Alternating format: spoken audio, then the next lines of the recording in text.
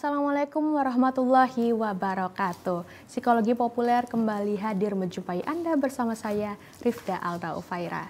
Sipo Friends, angka kasus KDRT di Indonesia masih terbilang tinggi, di mana lebih dari 10.000 kasus KDRT di sepanjang tahun 2023 bila kita melihat di sistem informasi PPPA. KDRT merupakan momok bagi setiap pasangan, namun terlebih lagi menjadi momok yang lebih menakutkan bila anak sudah menjadi korbannya. Kita akan bahas lebih lanjut di psikologi populer hari ini dengan tema kita KDRT dan dampaknya pada psikologis anak bersama bintang tamu atau narasumber kita yang telah hadir di TVRI Sumatera Selatan. Ada Mbak Hilma Ulfa, MPsi psikolog selaku psikolog dan juga anggota Himpunan Psikologi Indonesia atau HIMSI Sumsel. Selamat datang Mbak Hilma. Iya, selamat datang, selamat sore Mbak. Apa kabarnya nih hari ini Mbak Hilma? Alhamdulillah sehat. Sehat, alhamdulillah ya. Dan juga kami tentunya mengajak Sipo Friends dimanapun berada yang ingin bertanya seputar tema kita hari ini, bisa langsung saja telepon ke 0711311454. Oke Mbak, tema kita ini menarik ya, masih saja sering terjadi di Indonesia gitu masih ya. Tinggi, lumayan tinggi. Iya, lumayan tinggi ya. Oke, kalau dari pertama nih, pengertian kekerasan dalam rumah tangga atau KDRT itu sendiri menurut Mbak Hilma sebagai psikolog ini seperti apa? Iya, jadi menurut dari teori itu KDRT itu merupakan kekerasan yang berbasis gender yang dilakukan dalam ranah personal biasanya. Biasanya terjadi itu kekerasan itu dalam hubungan personal antara suami dan istri ataupun orang tua terhadap anak atau juga dari kakek terhadap cucu dan paman terhadap ponakan. Jadi memang biasanya pelakunya ini orang yang terdekat, orang yang biasanya yang kenal baik ataupun orang yang dalam lingkup keluarga itu sendiri. Nah, tapi tidak menutup kemungkinan juga KDRT ini bisa terjadi dalam hubungan berpacaran. Jadi hubungan berpacaran juga bisa terjadi KDRT kekerasan. Selain dari hubungan berpacaran, orang yang bekerja dalam lingkup rumah tangga seperti asisten rumah tangga itu bisa juga menjadi orang yang terdampak dari kekerasan juga seperti itu. Nah, oke, berarti memang KDRT itu bukan hanya misalnya satu rumah aja Mbak ya, ayah istri aja atau nanti korbannya anak, tapi juga bisa misalnya ada tante atau om di rumah, asisten rumah tangga juga bisa gitu ya Mbak ya? Iya, bisa, sangat bisa. Oke, kalau untuk gini Mbak, angka atau tingkat KDRT ya di Indonesia, tadi kan mungkin di pembukaan juga saya baca di sistem informasi PPPA ya Mbak ya, 10.000 kasus. Tapi kalau dari Mbak Hilma sendiri mungkin ada lagi yang dibaca terkait angka atau tingkat kasus di KDRT di Indonesia itu seperti apa? Oh iya, untuk tingkat kasusnya di Indonesia sendiri itu sebenarnya untuk 5 tahun terakhir ini itu sudah menurun, cukup menurun. Tapi untuk yang kejadian di sosial media massa yang kita lihat itu kebanyakan kasusnya malah lebih parah ya, lebih ke pembunuhan seperti itu. Nah, sebenarnya kasus-kasus ini itu terjadi ya karena kekerasan itu tadi. Angkanya itu untuk saat ini di tahun 2024 ini Mei itu ada 8.000 kasus dan banyak itu korban itu adalah perempuan, bukan laki-laki ya.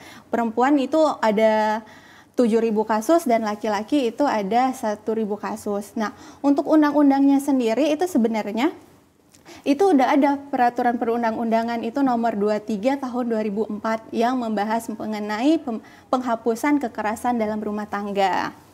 Seperti itu. Oke, sebenarnya jadi walaupun beragam ya Mbak ya, KDRT itu bisa ayah, suami istri, atau tante om, atau asisten rumah tangga, tapi tetap mayoritas korbannya itu adalah perempuan. Perempuan di sini juga apakah kebanyakan istri atau seperti apa Mbak? Ya, kebanyakan sih istri atau juga anak biasanya. Itu anak juga terkadang menjadi korban kekerasan seksual lebih banyaknya sih kalau untuk anak-anak seperti itu. Nah, kalau untuk menurut si Undang-Undang nomor 23 ini, pasal 1 itu mengatakan bahwa kekerasan dalam rumah tangga itu merupakan perilaku yang ditujukan pada seseorang, terutama perempuan. Jadi memang tujuan utamanya kebanyakan itu ya perempuan. Jadi pola kekerasannya itu tidak hanya fisik, tapi juga psikologis, seksual, maupun penelantaran. Itu dalam Undang-Undang nomor 1, pasal 1 nomor 23 itu tadi. Jadi nggak hanya yang namanya memukul, tapi tidak hanya yang namanya memukul, tapi juga dengan kata-kata kasar seperti itu juga masuk dalam tindak kekerasan. Meninggalkan keluarga untuk beberapa bulan itu juga penelantaran, masuk juga tindak kekerasan. Atau juga melecehkan, pemaksaan itu juga masuk dalam kekerasan juga. Seperti itu. Berarti kalau kita tarik juga berarti itu termasuk macam-macam KDRT gitu ya Mbak? Macam-macam KDRT bisa dari emosional. Mungkin kita taunya kebanyakan itu fisik ya Mbak ya, yang memang terlihat gitu ya. Tapi sebenarnya ada lagi gitu ya. Selain itu mungkin ya tadi seksual tadi. Iya, ada seksual, pemaksaan itu tadi, eksploitasi itu tadi juga masuk dalam KDRT juga. Berarti kalau misalnya kalau eksploitasi mungkin banyak yang seperti menjual koran gitu ya, atau di pinggir jalan itu juga termasuk eksploitasi anak gitu ya? Itu juga termasuk eksploitasi anak, karena itu di dalam undang-undang itu juga termasuk eksploitasi anak. Pemaksaan juga itu termasuknya, ya itu jadi dalam ranah KDRT juga. Jadi itu tidak boleh dilakukan dan itu ada undang-undangnya yang untuk melindungi anak tersebut. Seperti itu. Oke, berarti undang-undangnya juga bukan hanya membahas tentang KDRT sendiri, tapi juga membahas tentang perempuannya sama anaknya juga gitu ya Mbak, benar ya? Iya. Oke, terus juga tadi Mbak Hilma sempat menyinggung terkait datanya kan menurun ya Mbak ya setiap tahunnya. Tapi kenapa lebih sadis gitu? Sekarang kan banyak yang langsung tiba-tiba maaf ya pembunuhan gitu ya Mbak ya, atau dibunuh gitu. Atau seperti apa sih kalau misalnya dari kacamata psikolog atau data yang ada itu seperti apa Mbak? Iya. Jadi sebenarnya kalau dari kacamata psikologi sebenarnya ada baiknya ya, karena 5 tahun terakhir ini ada penurunan yang lumayan drastis. Tapi itu juga harus diwaspadai, apakah ini memang sudah teredukasi masyarakatnya tentang yang namanya undang-undang KDRT itu, atau juga sebenarnya si korban ini tidak melapor. Karena tahu sendiri di masyarakat kita ini terkadang perempuan banyak takut untuk melapor. Ada ketakutan, ada judgement, dan lebih lagi biasanya itu kan dalam ruang lingkup keluarga itu namanya aib ya. Jadi takut mengumbar aib, jadi kebanyakan tidak melapor. Makanya kemungkinan besar juga itu penyebab jadinya turun tingkat kekerasan itu sendiri.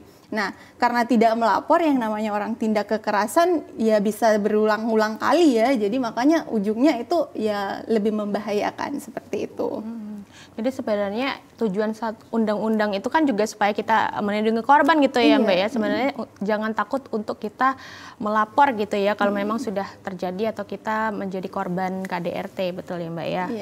Oke, terus ini Mbak tadi kan salah satunya itu adalah mungkin eksploitasi anak gitu ya. Tapi bisa nggak kalau misalnya ini ortunya melakukan KDRT pada anak dengan memaksakan kehendak orang tua gitu. Atau sekarang juga lagi banyak sekali, booming sekali itu misalnya kita mengontenkan anak gitu Mbak. Misalnya di media sosial gitu ya, malah untuk kita mencari duit gitu, orang tua mencari uang gitu. Itu seperti apa Mbak? Itu kalau dari peraturan perundang-undang kan itu yang namanya anak-anak di bawah 18 tahun ya, itu ya termasuk eksploitasi, itu tidak diperbolehkan kecuali ada concern. Tapi kan yang namanya anak-anak kan juga terkadang belum mengerti ya, seperti itu. Jadi itu bijaklah orang dewasanya, orang tuanya seperti apa memperlakukan anaknya, seperti apa membuat konten terhadap anaknya. Ya mungkin kalau anaknya suka-suka aja, tidak dengan paksaan, memang anaknya senang seperti itu, ya bisa jadi itu tidak termasuk dalam kekerasan. Tapi ketika si anaknya sudah udah kelihatan sudah bosen, sudah males kayak gitu, dan kita melihat juga lingkungan ini kayaknya si anak ini udah kelewat sih orang tuanya mengkontenin, nah itu udah termasuk kekerasan dan kita juga bisa melaporkan ke Komnas Perempuan dan Anak seperti itu, karena itu sudah masuk dalam eksploitasi tadi. Kita berarti maksudnya ini ya orang sekitar juga harus peka gitu ya Mbak ya, apalagi mungkin yang satu rumah yang lebih peka gitu ya, mungkin kecuali ayah dan ibunya gitu mungkin bisa melaporkan gitu ya kalau memang ada ciri-ciri atau kecenderungan hal tersebut gitu ya. Oke, berarti ini juga penting bagi salah satunya atau misalnya dua-duanya itu untuk parentingnya ya Mbak ya, parenting terhadap anak untuk tidak memaksakan kehendak orang tua gitu ya. Jadi parenting di sini sangat berperan penting ya jadi makanya sekarang itu orang tua juga semestinya harus lebih belajar ya, apalagi punya anak, apalagi sekarang media sosial itu luar biasa ya dampaknya kepada kehidupan orang tuanya, mungkin dari sosial ekonomi, tapi juga berdampak nih kepada kehidupan anaknya, gimana anaknya menghadapi dunia, karena yang namanya di sosial media itu dampaknya bukan hanya baik, tapi juga banyak sekarang dampaknya buruk juga kan terhadap anak kayak gitu. Nah, anaknya nanti ketika dewasa apakah siap untuk menghadapi hal-hal yang selama ini dia perlihatkan kayak gitu konten-kontennya. Ya kalau kontennya yang bagus sih mungkin anaknya akan siap aja, tapi ketika dia dimasukkan konten-konten yang agak kurang menarik, kurang bagus, ya itu bisa jadi nanti membuat mental anaknya juga akan down kayak gitu. Oke, terkait juga ini kan ada juga yang viral Mbak ya, konten-kontennya itu memperlihatkan tentang keluarga gitu ya, anak dan suami, tapi malah istrinya itu mengumbar aib suami gitu, nah mengumbar aib suami, perselingkuhan aib suami gitu ya, perselingkuhan merupakan aib gitu ya. Nah itu gimana tuh, apakah selingkuh itu juga merupakan satu bentuk dari KDRT atau gimana Mbak? Ya, sebenarnya selingkuh itu bisa dikatakan KDRT karena kan dia berfokusnya ke psikologis ya, itu kan menyakiti ya. Tapi juga biasanya kalau orang yang berselingkuh itu biasanya juga cenderung untuk melakukan kekerasan. Kenapa? Biasanya orang yang berselingkuh itu biasanya playing victim tuh. Jadi dia yang merasa tersakiti padahal dia yang menyakiti. Ujungnya yaitu terjadilah tindak kekerasan biasanya terhadap si istri ketika dia ketahuan nih selingkuh seperti itu. Jadi ada kemungkinan orang yang berselingkuh juga akan melakukan tindak kekerasan juga. Oke, berarti ada kemungkinan, juga ada kemungkinan untuk tidak melakukan KDRT Mbak ya. Tidak semua yang perselingkuhan itu akhirnya melakukan KDRT, betul ya? Seperti itu ya. Oke, kalau suami tadi Mbak, kalau kita kan kalau orang awam kan lihatnya fisik tadi ya, tapi ada nggak misalnya suami nih sama istri ada masalah gitu ya, dan suami meninggalkan istrinya mungkin sebulan 2 bulan, itu bisa dikatakan juga KDRT atau seperti apa? Iya, kalau menurut dari undang-undang tadi itu KDRT kan tidak hanya yang namanya fisik, tapi juga psikis, emosional, ya termasuk juga penelantaran. Seksual pun itu masuk juga dalam ranah KDRT. Jadi ketika si suaminya itu meninggalkan si istrinya dalam beberapa bulan, itu ya pasti masuknya ke penelantaran, baik secara ekonomi, secara psikologis. Ekonominya kan pasti nggak dipenuhi nih sama suaminya. Lahirnya nggak dipenuhin, batinnya pun nggak dipenuhin juga pasti. Nah itu juga masuk dalam ranah dari KDRT itu sendiri, seperti itu. Oke Mbak Hilma, kita akan lanjutkan ya Mbak ya, namun setelah jeda berikut ini. Tetaplah bersama kami dalam Psikologi Populer.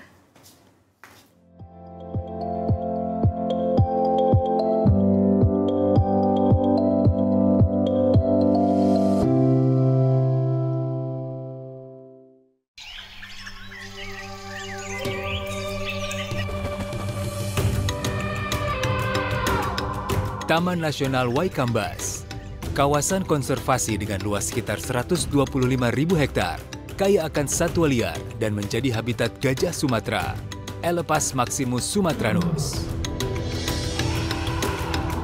Keberadaan kawasan konservasi Waikambas sangat penting untuk melindungi satwa gajah yang masuk kategori appendix ini.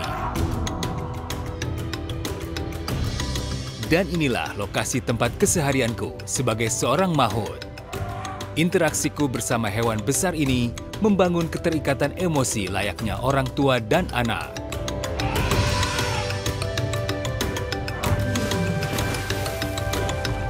Gajah merupakan hewan sosial yang cerdas dan memiliki ingatan yang kuat. Hewan besar berbelalai panjang ini sangat peka dan berkomunikasi melalui sentuhan, penciuman, juga suara.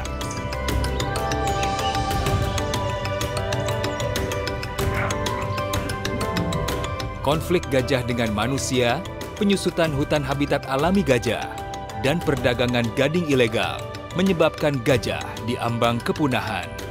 Satu pesanku, hidup berdampingan dengan gajah, cegah kepunahan.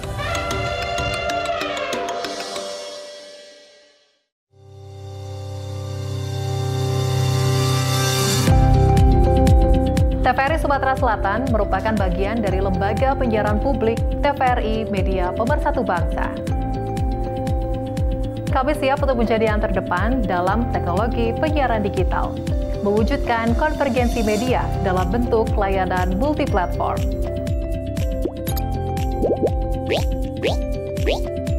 Dikelola secara modern, tepat guna, dapat diakses secara global, serta jangkauan yang sangat luas.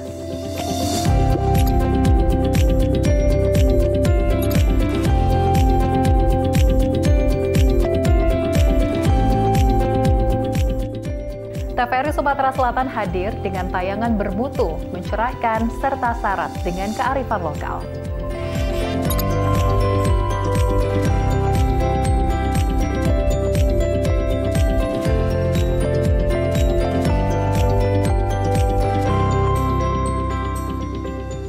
Memotivasi masyarakat melalui program informasi, pendidikan, dan hiburan yang menguatkan persatuan dan keberagaman. Sebagai Satker PNBP, pendapatan negara bukan pajak, TVRI Sumatera Selatan siap bekerja sama dengan siapa saja. Kami akan menjadi mitra terbaik Anda dalam kerjasama program acara, liputan publikasi, dan promosi.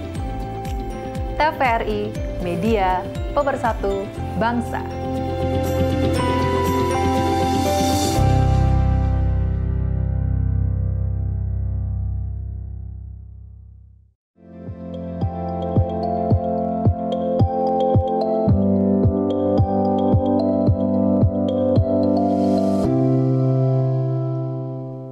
Terima kasih Anda masih bersama kami dalam Psikologi Populer dan masih dengan tema kita hari ini yaitu KDRT dan dampaknya pada psikologis anak bersama narasumber kita Mbak Hilma Ulfa SPSI Psikolog selaku psikolog dan juga anggota Himpunan Psikologi Indonesia atau HIMSI Sumsel.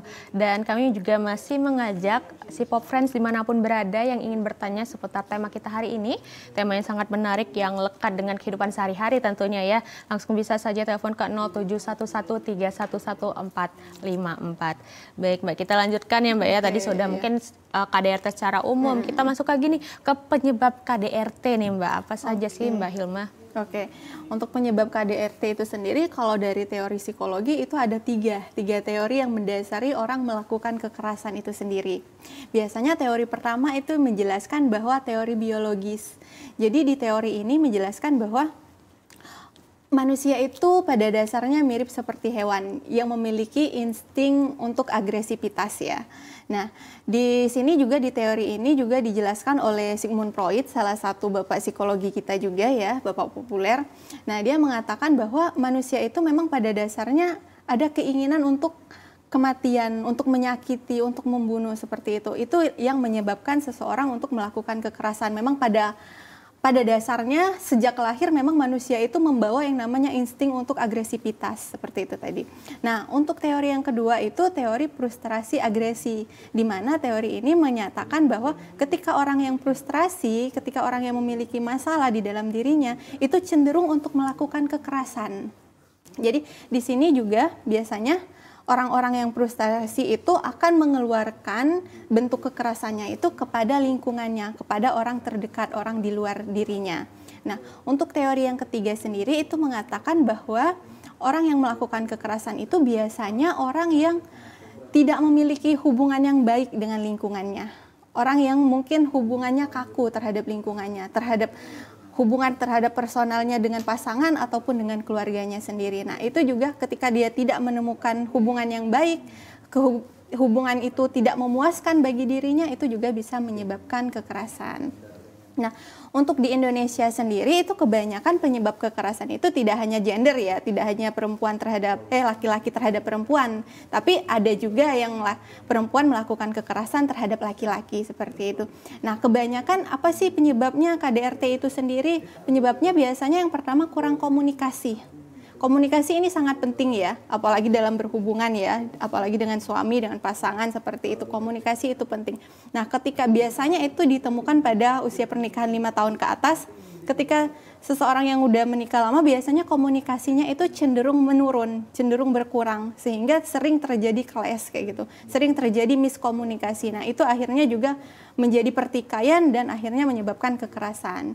Nah, yang kedua juga biasanya tidaknya harmonis dalam keluarga itu sendiri. Ya bagaimana mau harmonis ya kalau komunikasinya juga sudah berkurang, biasanya tidak harmonis. Nah, itu juga menyebabkan kekerasan. Selain itu juga ekonomi juga itu menyebabkan kekerasan. Kalau dari hasil penelitian itu sendiri, ekonomi menengah ke bawah itu kebanyakan cenderung untuk melakukan kekerasan dibanding ekonomi menengah ke atas. Tapi tidak menutup kemungkinan juga ya untuk ekonomi menengah ke atas untuk melakukan kekerasan. Selain itu juga pendidikan itu juga salah satu pemicu kekerasan juga. Ketika orang yang kurang pendidikannya, biasanya ya tidak tahu ya, tidak melek kayak gitu. Tidak tahu kalau sebenarnya hal itu dilarang kayak gitu. Ada undang-undangnya seperti itu. Nah, terkadang orang yang kurang dalam pengetahuan, apalagi pengetahuan tentang kontrol emosinya, karena pendidikannya kurang seperti itu juga cenderung untuk bisa melakukan kekerasan. Nah, selain itu juga bisa juga dari pengaruh alkohol, minuman keras seperti itu. Bisa juga dari pengaruh dari narkotika, itu juga bisa menyebabkan kekerasan karena hilang kendali tadi ya Mbak. Jadi bisa juga menyebabkan dia kekerasan. Selain itu juga dampak psikologis, dampak dia mungkin dia sewaktu kecil itu korban KDRT juga. Jadi ketika dia dewasa, dia juga bisa melakukan karena menurut dia itu hal yang wajar, hal yang sering dia lihat dari orang tuanya. Sehingga ketika dewasa dia juga bisa melakukannya terhadap pasangannya atau anaknya. Nah, yang menarik di sini sebenarnya ada satu hal yang beberapa tahun terakhir ini yang sering dibahas itu yaitu doom scrolling.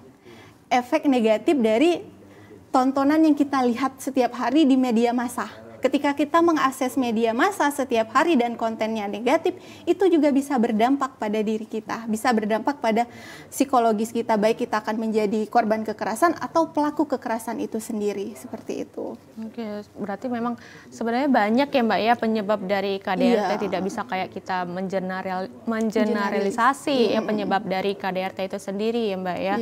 Oke, intermezzo sedikit, kalau misalnya kita sebagai korban KDRT berarti kita menyebutnya korban atau penyintas atau apa Mbak? Ya, bisa juga korban, bisa juga penyintas sih. Tidak terlalu baku juga. Kalau pelaku tetap pelaku KDRT gitu ya. Oke. Kalau ini Mbak, banyak juga yang mengatakan bahwa motivasi utama dari pelaku KDRT ini adalah ketidakmampuan menahan emosi. Itu seperti apa? Benar nggak Mbak? Bisa juga. Karena ya yang namanya marah itu kan emosinya pasti meledak-ledak, tidak bisa terkontrol. Nah, itu bisa juga dari dampak dia kecil mungkin. Dia sering tidak terkontrol emosinya. Makanya ketika dewasa dia tidak bisa nih untuk mengontrol emosi. Regulasi emosinya kurang bagus. Makanya akhirnya timbullah kekerasan. Seperti itu. Nah, terkadang juga yang jadi masalah ini, KDRT itu juga bisa karena ketergantungan finansial si istri terhadap suami. Nah, kan biasanya kalau si istri tergantung secara finansial secara penuh, terkadang suami merasa berwenang terhadap istrinya. Akhirnya dia semena-mena nih terhadap istrinya. Dia merasa dia mempunyai kewenangan dan bisa melakukan apa saja terhadap istrinya. Nah, itu juga biasanya salah satu faktor penyebab KDRT juga. Dan itu juga menjadi juga penyebab kenapa perempuan atau korban banyak gak berani ngomong gitu ya Mbak ya? Karena secara finansial biasanya terkukuh ya, biasanya selalu bergantung terhadap suami. Jadi ketika dia melapor, ya akhirnya juga dia bingung mau kemana, mau ngapain. Karena secara finansial dia tidak bisa berdiri sendiri seperti itu. Terus kalau ini Mbak, kalau budaya gitu ya, apalagi di Indonesia gitu, kita masih banyak dengan budaya patriarki gitu ya. Nah, itu apakah juga berpengaruh misalnya kita di daerah gitu, apakah dari data emang di daerah itu mungkin lebih banyak mengalami KDRT daripada di kota, atau seperti apa terkait budaya patriarki ini Mbak? Iya, kalau dari salah satu jurnal yang saya baca, ya patriarki juga salah satu penyebab KDRT itu tadi. Karena ya budaya kita itu, kalau patriarki kan lebih banyak laki-laki yang dilayani. Jadi ketika si istrinya terlalu kelewat batas menurut si laki-laki, ya itu hal yang wajar untuk diluruskan kalau menurut budaya patriarki itu sendiri tadi. Nah, untuk di daerah apakah lebih banyak daripada di kota? Sejauh ini saya belum terlalu tahu ya, saya juga belum terlalu membaca, tapi mungkin ya lebih banyak. Cuman si masyarakat kita kan ya karena budaya patriarki tadi jadi takut untuk melapor. takut untuk bilang kalau dia korban kekerasan. Jadi kebanyakan ya menerima ujungnya, diperlakukan seperti itu. Jadi kebanyakan juga di masyarakat kita, bahkan lingkungannya pun terkadang kurang mendukung terhadap si korban. Kebanyakan di lingkungannya juga menyalahkan. Sebagai contoh kayak, oh ya wajar sih dia diperlakukan seperti itu oleh pasangannya, ya karena memang dia mulutnya agak gimana gitu. Makanya ujungnya si korban ini ya ujungnya menyalahkan dirinya sendiri. Karena ya nggak bisa ngomong, nggak bisa mengungkapkan kalau dia korban kekerasan karena tidak adanya dukungan dari lingkungannya juga, seperti itu. Apalagi kalau budayanya memang sudah terbenam patriarki itu tadi, ya perempuan ya harus legowo, harus menerima dari semua perlakuan laki-laki karena yang memimpin itu laki-laki, seperti itu. Jadi bukan hanya tekanan di rumah dari suami gitu ya, tapi juga tekanan sosial dari lingkungan sekitar gitu ya Mbak ya. Jadi bebannya pun bertambah gitu ya. Oke. Terus juga ini Mbak, penyebab mungkin sekarang juga jadi lagi zamannya terkait pinjol gitu ya. Itu juga apakah juga bisa salah satunya untuk muncul KDRT Mbak? Kalau yang dari tadi kan penyebabnya itu tadi ya salah satunya ekonomi. Pinjol juga masuk ya karena permasalahan ekonomi itu tadi. Ya karena kalau ekonominya kurang bagus, kebanyakan kita juga perempuan tahulah ya kebutuhan perempuan seperti apa, apalagi di lingkungan sekarang seperti apa, yang ditonton sekarang juga seperti apa. Jadi ya itu bisa menyebabkan pertikaian dalam rumah tangga, menyebabkan ujungnya yang terjadi kekerasan. Terkadang kan si suami kan pinjol mungkin stres, si istri juga stres menghadapi suami seperti itu akhirnya menjadi pertikaian dan ujungnya yaitu terjadilah kekerasan. Berarti banyak memang penyebab-penyebab ini yang timbulnya nanti akan stres, jadi akan KDRT gitu ya Mbak? Atau misalnya stres kerja gitu bisa juga nggak Mbak? Stres dari lingkungan kerja itu bisa juga nggak jadi KDRT? Kita mungkin seharian gitu ya capek di pekerjaan, terus balik-balik ke rumah malah ya nambah masalah lagi, itu apakah juga bisa jadi KDRT Mbak? Iya, bisa juga. Ketika kita lagi capek kerja, terus pulang ke rumah, terus ngelihat rumah berantakan, terus suami kita juga capek, itu kan terkadang ujungnya kita kayak sikut-sikutan, ayo kayak gitu. Siapa ini yang beresin? Ujungnya kan sama-sama memuncak emosinya karena sama-sama merasa capek, merasa bertanggung jawab, dan terkadang kan ya balik lagi ke budaya patriarki tadi sebagai salah satu contoh, ketika si istri kerja ya di rumah tetap harus kerja ya. Jadi ketika di rumah dia juga harus kerja, dia capek, suaminya juga yang tipe patriarki banget, nggak mau bantu, nah itu juga penyebab kekerasan juga ujungnya. Jadi terjadilah pertikaian itu tadi juga. Jadi sama-sama stres, apalagi juga misalnya istrinya juga kerja gitu ya, sama-sama capek ya Mbak ya, pulang malah aduh duar gitu. Oke, nah ini KDRT ini yang setahu saya juga Mbak ya, tidak cukup sekali ya biasanya pelaku KDRT ini bisa berulang kali, itu kenapa ya Mbak ya? Ya, satu biasanya kenapa bisa terjadi berulang kali, ya mungkin dia ngelihat respon dari si pasangannya ini tadi. Mungkin pasangannya ini tadi tidak melawan, takut menerima saja ya, makanya dia jadinya berulang-ulang kali. Atau juga memang dibenarkan oleh lingkungannya atas perilakunya itu juga bisa membuatnya melakukan kekerasan berulang-ulang kali juga. Makanya sebenarnya ya kalau sudah pertama kali melakukan KDRT, kemungkinan besar akan melakukan KDRT lagi. Kan kita tahu pada dasarnya orang yang melakukan KDRT itu kontrol emosinya kurang. Jadi itu ya yang mendasari, berarti kalau sekalipun dia kontrol emosinya kurang, kemungkinan ketika dia mempunyai masalah ke depannya lagi, dia akan mengulang lagi perilaku seperti itu. Oke, jadi memang ada juga bantuan dari sekitar gitu ya Mbak ya, yang mengakibatkan malah ada dorongan untuk berperilaku KDRT terus-menerus gitu ya. Iya. Oke Mbak, kita akan lanjutkan lagi, namun setelah jeda berikut ini tetaplah bersama kami dalam Psikologi Populer.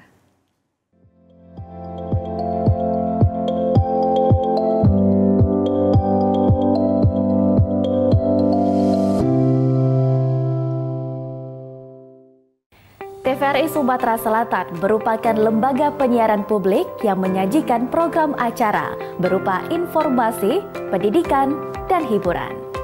Memiliki coverage area yang sangat luas, TVRI Sumatera Selatan dapat Anda saksikan melalui aplikasi TVRI Klik, aplikasi Intek, satelit Telkom 4 dan satelit Merah Putih, serta live streaming YouTube TVRI Sumsel. TVRI Sumatera Selatan mengajak Anda untuk berkolaborasi melalui kerjasama siaran dan kerjasama non-siaran. Kerjasama siaran meliputi advertorial, iklan komersil, iklan layanan masyarakat, full telop, serta running text. Siaran program berupa talk show, feature, budaya, dan hiburan musik. Kerjasama non-siaran meliputi MUX untuk siaran digital. Bagi Anda yang ingin bekerja sama, silakan hubungi bagian pengembangan usaha dan promo TVRI Sumatera Selatan.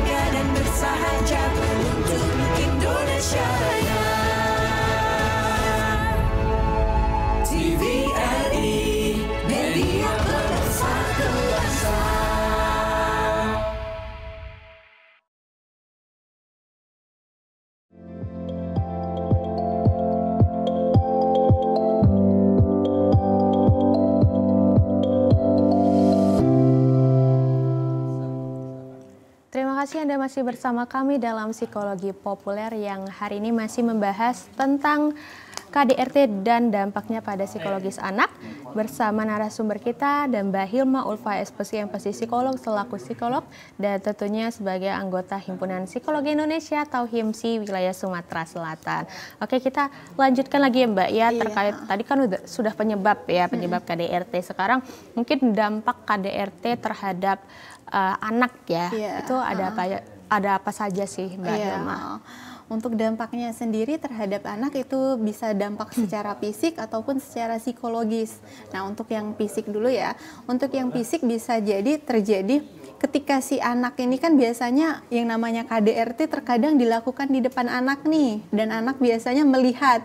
Nah, ketika melihat si orang tuanya melakukan kekerasan, terutama terhadap ibu, biasanya si anak ini ingin membantu untuk melerai kayak gitu, melerai pertikaian kedua orang tuanya. Nah, di sini bisa jadi si anak ini akan menjadi korban juga. Ketika ingin menangkis atau membantu ibunya dari pukulan, bahkan anaknya juga bisa terkena pukulan juga dari sang ayah itu tadi. Nah, itu dampak secara fisik ya.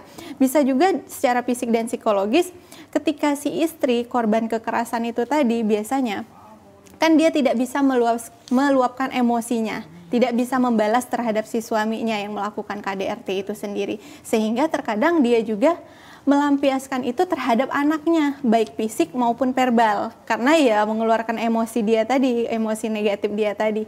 Nah, selain itu juga untuk dampaknya terhadap anak, biasanya anak yang mengalami KDRT ini biasanya lebih cenderung untuk mengurung diri, kurang percaya diri terhadap lingkungannya, merasa takut, tidak tenang, tidak tentram.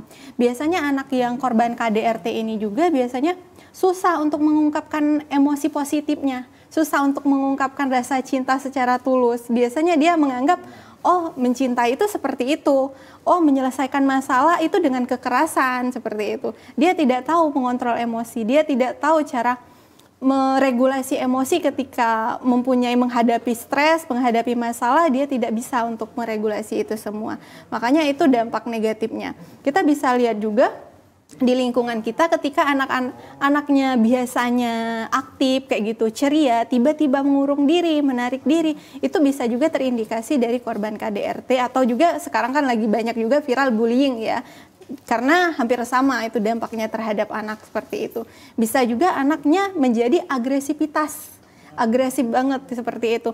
Ketika di sekolah mungkin dia akan mencubit atau mendorong atau mengatakan kata-kata kasar, itu juga bisa terdampak dari KDRT karena dia mencontoh tadi dari orang tuanya seperti itu. Oke, berarti memang ada kecenderungan ayah menyakiti ibu, setelah itu merembet ke anak gitu ya Mbak ya, betul ya. Nah terus kalau untuk ini Mbak, permasalahan akademiknya apakah mungkin ada kecenderungan permasalahan akademik atau seperti apa? Iya, biasanya juga terdampak terhadap akademiknya karena dia anak yang terdampak dari KDRT ini biasanya langsung menarik diri, merasa takut, merasa tidak percaya diri, makanya terkadang akademiknya pun menurun, merasa tidak berdaya, merasa dia kayaknya terkadang juga anak-anak itu ketika orang tuanya melakukan KDRT, dia merasa karena dirinya orang tuanya itu bertengkar. Jadi akhirnya dia menyalahkan dirinya dan itu akan berdampak juga pada akademiknya seperti itu. Oke, akademik juga bisa berpengaruh gitu ya Mbak ya, karena adanya KDRT mungkin jadinya di rumah seharusnya belajar gitu, jadi kondisi rumah tidak memungkinkan, jadi malas belajar gitu ya. Oke, kalau untuk trauma anak sendiri Mbak ya, kita bahas mungkin ada trauma tadi kan mungkin lebih ke agresi gitu ya. Kalau trauma malah misalnya nggak betah di rumah, malah pergi gitu ya, atau misalnya mencari pelampiasan lain di tempat lain, itu juga case-nya juga ada seperti itu ya Mbak? Ada, biasanya itu kalau yang kayak kabur-kaburan dari rumah, itu biasanya di anak-anak usia remaja ya. Karena biasanya anak usia remaja itu udah bisa ya, udah agak mandiri, tapi ya memang belum terlalu mandiri banget kan, masih bergantung sama orang tuanya. Tapi setidaknya anak remaja itu sangat bisa kayak berbaur ke lingkungannya. Ketika dia di keluarganya melakukan kekerasan, dia akan tidak betah dan akan cenderung ke lingkungannya, ke teman-temannya. Itu juga bisa berdampak terhadap anak. Dan pada remaja itu sangat berdampak sekali biasanya.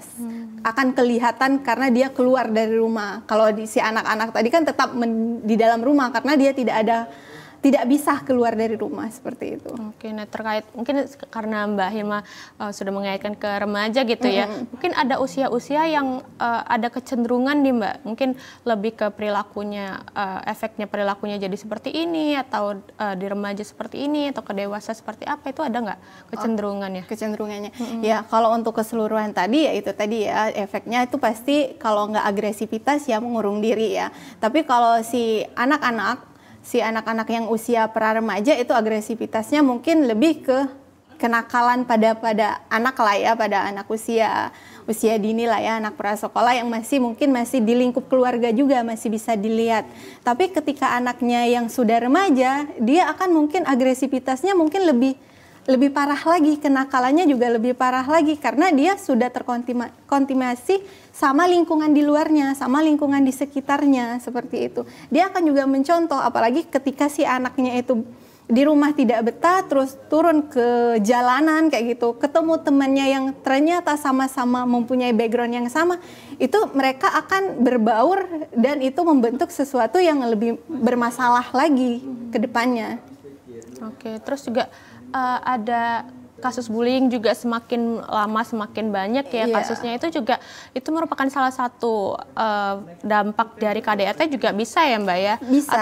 Ataupun juga misalnya kalau bullying itu terjadi di sekolah antar teman gitu, itu juga bisa dikatakan KDRT gitu ya? Iya, bisa juga. Bisa juga bullying itu bisa juga dari dampak KDRT, karena kita tahu sendiri ketika anak yang korban KDRT biasanya punya emosi juga kan, punya amarah yang tidak bisa dia luapkan di rumahnya, sehingga dia merasa di lingkungannya ketemu dengan anak-anak yang seusianya yang mungkin menurut dia lebih tidak berdaya daripada dirinya, di situ dia bisa melampiaskannya. Yang terjadilah akhirnya bullying itu tadi. Oke. Kalau misalnya di sekolah guru gitu ke anak itu bisa dikatakan KDRT juga atau enggak sih Mbak? Beda lagi ya? Beda lagi case-nya sepertinya ya? case-nya. Oke. Karena itu dalam ruang lingkup kayak gitu. Oke, beda lagi ya. Oke, terus terkait nih Mbak, sekarang kan juga sudah banyak parenting modern gitu ya, yang bisa kita misalnya orang tua bisa terbuka lah menceritakan apapun kepada anak gitu ya. Untuk misalnya orang tua menceritakan kasus KDRT-nya mungkin yang terjadi gitu ya, ayah atau ibunya menceritakan kasus KDRT-nya kepada anak. Nah itu apakah sebenarnya boleh Mbak, atau sebaiknya harus dipilah-pilah lagi nih ceritanya gitu? Kalau dalam kasus ini sih seharusnya sih orang tuanya itu lebih pilah-pilah lagi untuk menceritakan apa yang harusnya diceritakan dan apa yang harusnya tidak diceritakan. Karena kita lihat juga sih usia anaknya ini, apakah anaknya ini udah bisa mencerna dari perkataan kita, dari cerita kita. Kalau dia belum bisa mencerna, takutnya nanti malah menanamkan rasa kebencian terhadap pasangan, terhadap pelaku itu sendiri. Padahal itu adalah orang tuanya sendiri kemungkinan ya. Nah, jadi kita sebagai orang tua ya tetap harus pilah-pilah melihat usia anak. Ketika anaknya menurut kita, oh kayaknya si anaknya ini memang belum bisa nih untuk mencerna dengan baik, ya boleh kita ceritain, tapi ceritain itu yang pada dasarnya aja kayak gitu. Bukan menceritain yang tindak kekerasan banget kayak gitu. Apalagi kesakitannya atau perilaku orang tuanya, si ayahnya terhadap ibunya itu kayaknya di usia selanjutnya aja yang menurut si orang tua ini udah kayaknya anaknya udah bisa mengerti sih, baru bisa diceritakan seperti itu. Oke, mungkin sudah remaja akhir menjelang dewasa juga bisa Mbak ya, mungkin ya lebih diceritakan mungkin untuk nanti ke depan mereka, kehidupan ke depannya, untuk saran mereka gitu ya Mbak ya, kehidupan selanjutnya. Oke, terkait juga misalnya yang sudah remaja mendekati dewasa pun ya Mbak ya, misalnya anak-anak tuh yang korban KDRT tuh kadang kehilangan figur ya Mbak ya, figur seorang misalnya yang melakukan kekerasan adalah ayahnya. Jadi kehilangan sebenarnya sosok laki-laki apa sih yang memang biasa gitu ya, yang makanya banyak juga anak-anak yang tidak berani atau tidak bisa berkomitmen jadinya ya Mbak ya. Nah, itu seperti apa? Apakah juga karena KDRT atau seharusnya seperti apa Mbak? Iya, karena memang dampak KDRT itu banyak banget ya, apalagi kalau korbannya itu anak perempuan, biasanya akan takut nih melangkah ke jenjang pernikahan, jenjang yang lebih serius, karena beranggapan laki-laki itu sama seperti ayahnya kayak gitu. Nah itu juga salah satu dampak, tapi banyak juga terjadi di lingkungan kita juga anak-anak yang terlalu nempel kayak gitu ke pasangannya karena kurangnya figur orang tua tadi, kurang figur ayah. Jadi dia tidak tahu, oh apakah ini benar-benar mencintai dia atau ini cuma mau memanfaatkan dia. Kan ada istilahnya grooming itu kan. Nah, itu juga bisa dampak dari kekerasan itu sendiri kayak gitu. Ketika dia tidak mempunyai figur ayahnya, dia bisa cenderung untuk tidak menyukai laki-laki, bisa juga dia terlalu melepaskan dirinya terhadap laki-laki itu sendiri. Seperti itu. Jadi memang ada dua ya Mbak ya, ada dua jenis istilahnya ya, malah yang nggak tahu sosok yang benar seperti apa, atau yang malah terlalu nempel pada pasangannya gitu ya. Oke, terus ini Mbak, kadang kan kita anak itu kan usia 0, ini setahu saya ya usia emas gitu ya, 0 sampai 6 tahun itu cenderung anak-anak itu meniru ya. Nah itu sebaiknya yang dilakukan orang tua nih, misalnya sedang permasalahan gitu ya, melakukan KDRT juga terhadap anak seperti apa nih Mbak? Iya, jadi sebaiknya orang tua tadi ya sebagusnya sebelum menikah harus belajar dulu ya ilmu pernikahan kayak gitu. Jadi sebaiknya kalaupun melakukan kekerasan, kalau bisa jangan di depan anak. Jangankan kekerasan, berantem, bertikai pun kayak salah obrolan kayak gitu, salah komunikasi aja kalau bisa jangan di depan anak, karena itu akan berdampak sekali pada anak. Karena anak-anak akan mencontoh nih terhadap orang tuanya seperti itu. Oke, nanti kita akan lanjutkan lagi perbincangan kita yang makin seru ya Mbak Hilma ya. Namun setelah jeda berikut ini tetaplah bersama kami dalam Psikologi Populer.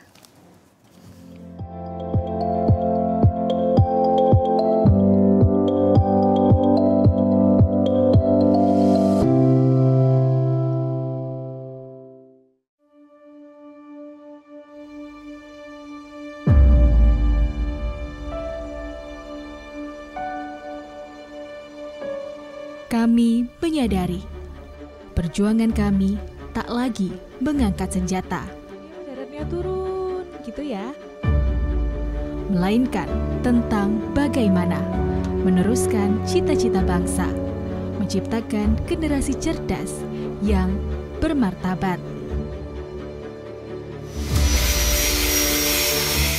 Kami yakin semua bisa dicapai. Berinovasi menjadi solusi, karena masa depan bangsa ini diciptakan oleh apa yang dikerjakan hari ini, bukan esok hari.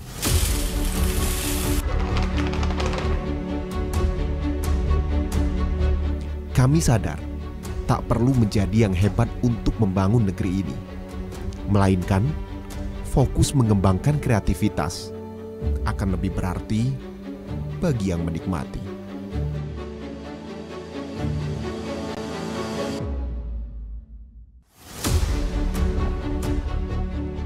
Terkadang, realita tidak semudah yang dibayangkan.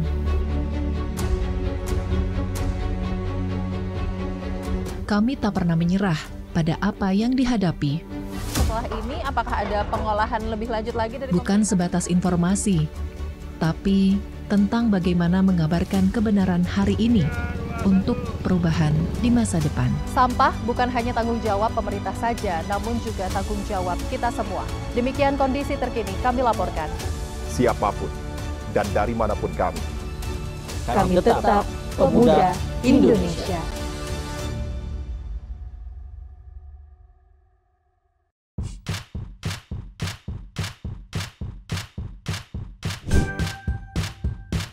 Keluarga Indonesia, sudah saatnya kita cerdas memilih tontonan yang tepat untuk anak.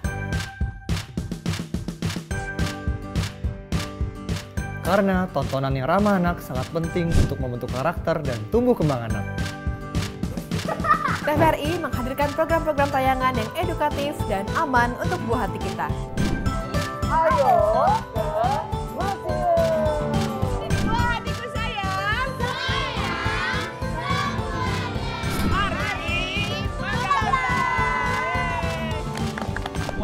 kami, anak-anak Eva, hidup dari lontar. Seru-seru kan acaranya? Seru banget! Teman-teman jangan lupa nonton TVRI ya. Dan pastinya ramah untuk anak.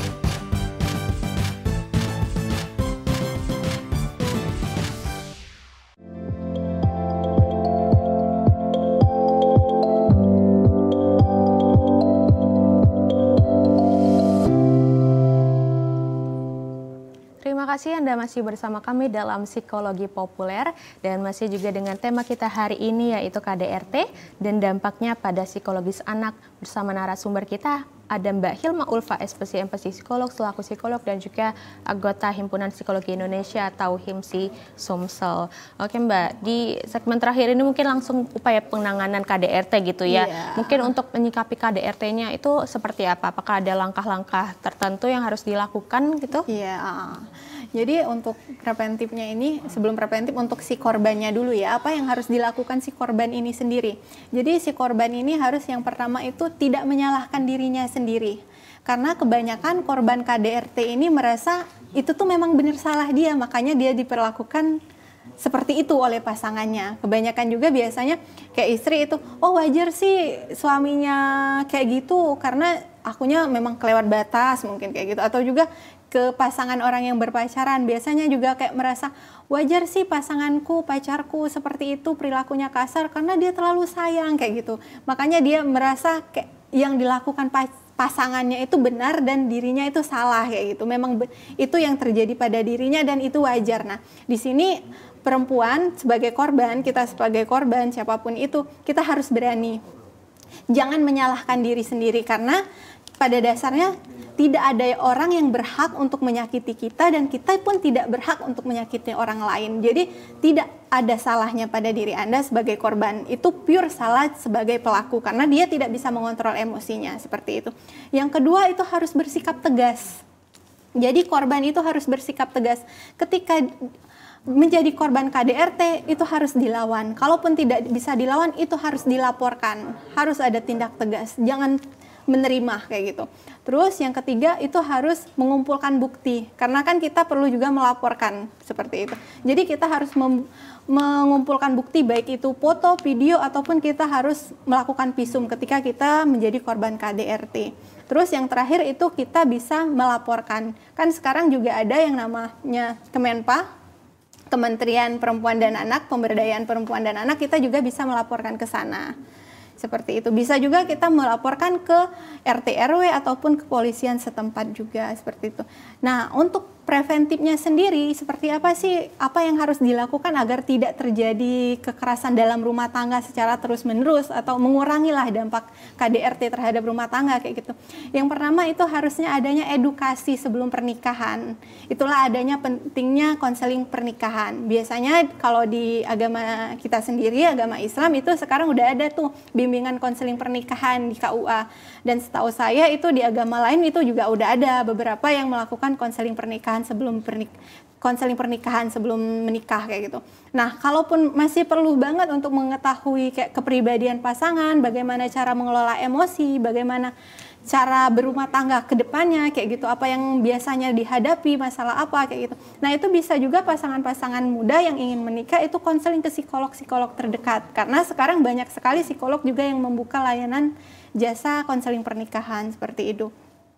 Selanjutnya untuk pemerintahan sendiri itu lebih mengedukasi masyarakat kita agar responsif dan lebih aktif terhadap kejadian di sekitarnya. Karena kebanyakan juga di lingkungan kita ini orang-orangnya tidak peka terhadap lingkungannya, kurang empati seperti itu. Jadi ketika ngelihat lingkungannya ada yang berantem kayak gitu, ada tindak kekerasan, dia malah menarik diri, malah kayak merasa itu bukan urusannya, itu urusan internal orang lain, sehingga dia tidak mempedulikan. Padahal ketika kita melihat orang lain itu menjadi korban, kita wajib untuk membantu.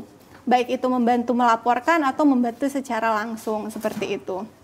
Nah, untuk yang selanjutnya itu untuk preventif juga, itu untuk mengurangi scrolling konten-konten negatif seperti yang dibahas sebelumnya tadi, karena itu juga berdampak nih pada kesehatan mental kita. Kenapa seperti itu? Karena setiap hari ketika kita melihat konten negatif itu menjadi hal yang di bawah sadar kita. Sehingga kita bisa menjadi korban ataupun pelaku kekerasan itu sendiri. Baik, seperti itu. Mungkin kita sudahi Mbak ya untuk acara kita hari ini Psikolog Populer dengan tema KDRT dan dampaknya pada psikologis anak bersama Mbak Hilma. Terima kasih sekali lagi Mbak Hilma Lova atas kehadirannya dan informasinya, semoga bermanfaat. Amin, ya. Baik, Sipo Friends, untuk mencegah KDRT perlu adanya komunikasi yang baik ya terhadap pasangan, mencari dan menyelesaikan akar permasalahan yang ada. Bila perlu carilah pihak ketiga atau profesional untuk membantu Anda, dan juga hal ini sebagai usaha agar anak tidak menjadi korban KDRT. Saya Rifda Alda Ufaira pamit undur diri. Wassalamualaikum warahmatullahi wabarakatuh.